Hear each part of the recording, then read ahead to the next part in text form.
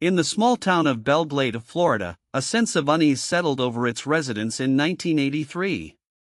It started with whispers and murmurs, but soon grew into a deafening scream as the news of a heinous crime spread like wildfire.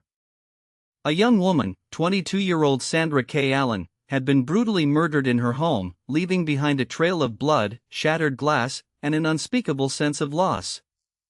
As investigators began to dig deeper, they discovered that Willie Brown, a seemingly ordinary man with a kind smile and charming demeanor, was at the center of it all. But what made this case even more disturbing was that Brown was no stranger to the community. He had lived among them for years, attending local church services, working odd jobs, and earning the trust of his neighbors. The details of Sandra's murder were gruesome. She was stabbed multiple times, her body left in a pool of blood on the living room floor. The crime scene photos showed a stark contrast between the serene suburban home and the horrific violence that had unfolded within its walls. Sandra's family and friends would later describe Brown as charming and friendly, but also creepy and intimidating. They couldn't shake off the feeling that something was off about him.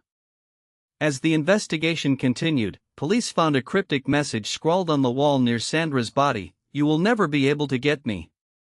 It was as if Brown had taunted them, daring them to catch him.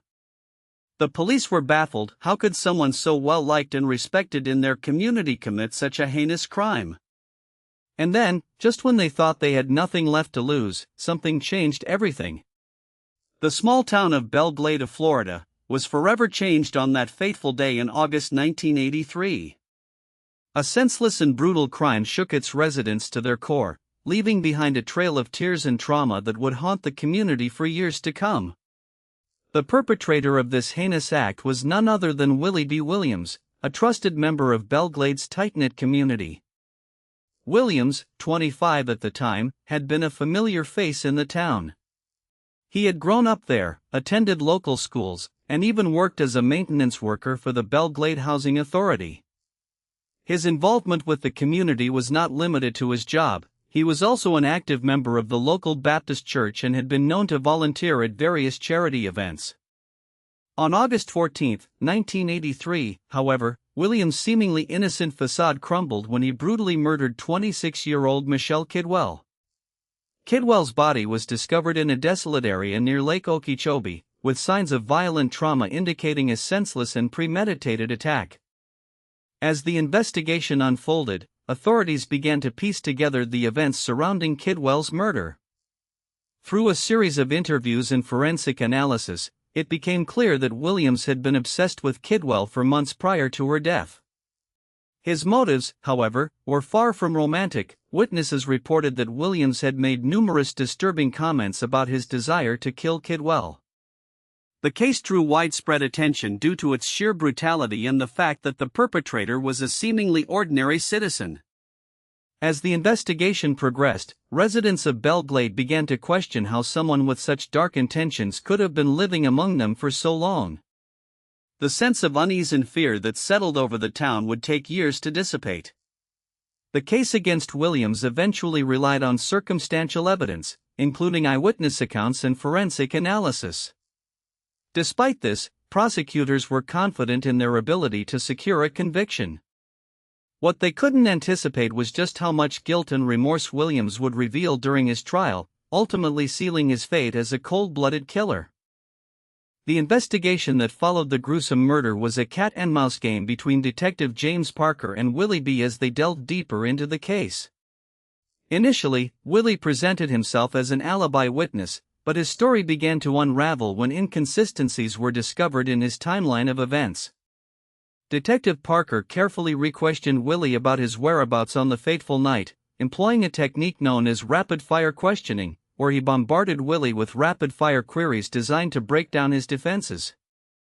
The detective's persistence paid off when Willie hesitated for an instant before providing a revised alibi that matched one of the witness statements. This small crack in Willie's facade was all Detective Parker needed to pounce on, and he aggressively pursued every lead, no matter how trivial it seemed. He began to scrutinize the evidence collected from the crime scene, poring over each minute detail to find the connection that would seal Willie's fate.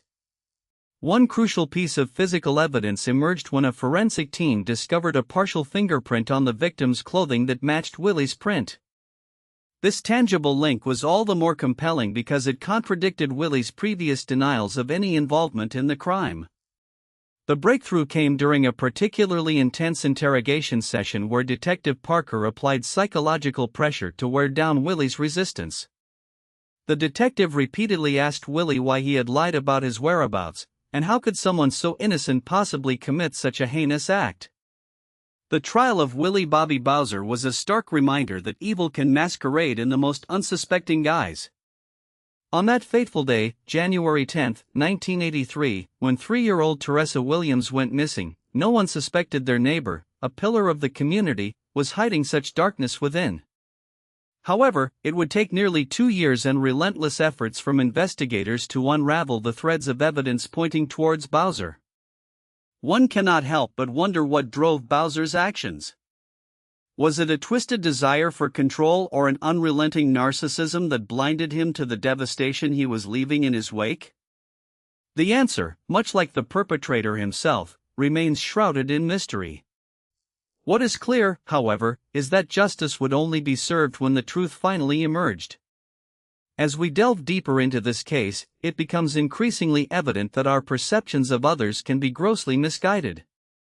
Bowser's friendly demeanor and seemingly wholesome family image had fooled even those closest to him. His arrest marked a turning point not just for the Williams family but also for the entire community.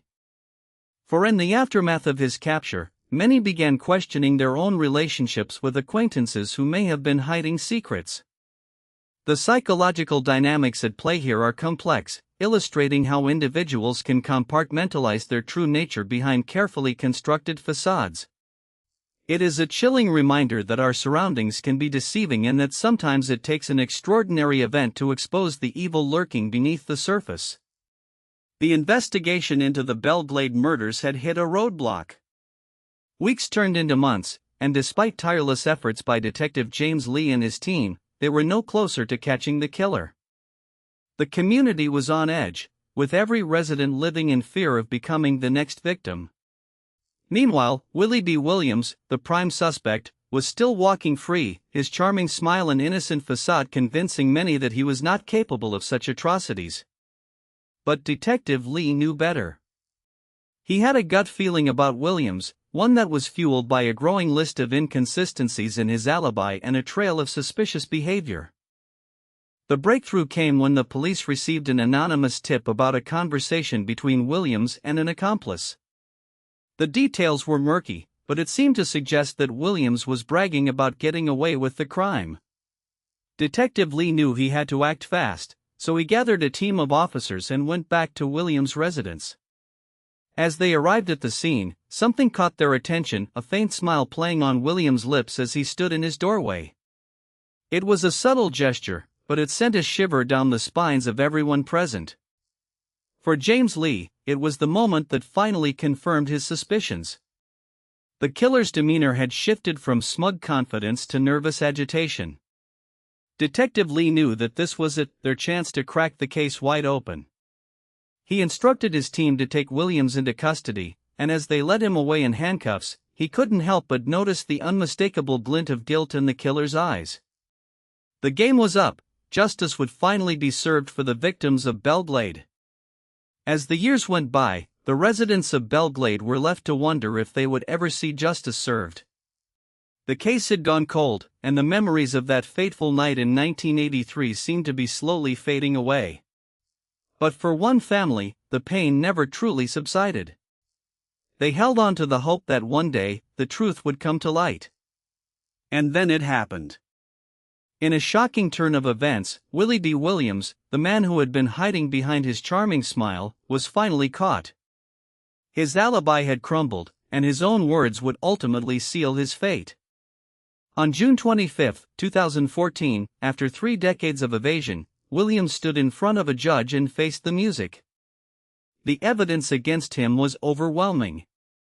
The meticulous work of investigators, combined with advances in forensic technology, had finally brought closure to the victims' loved ones. As the verdict was read, it was clear that justice had been served.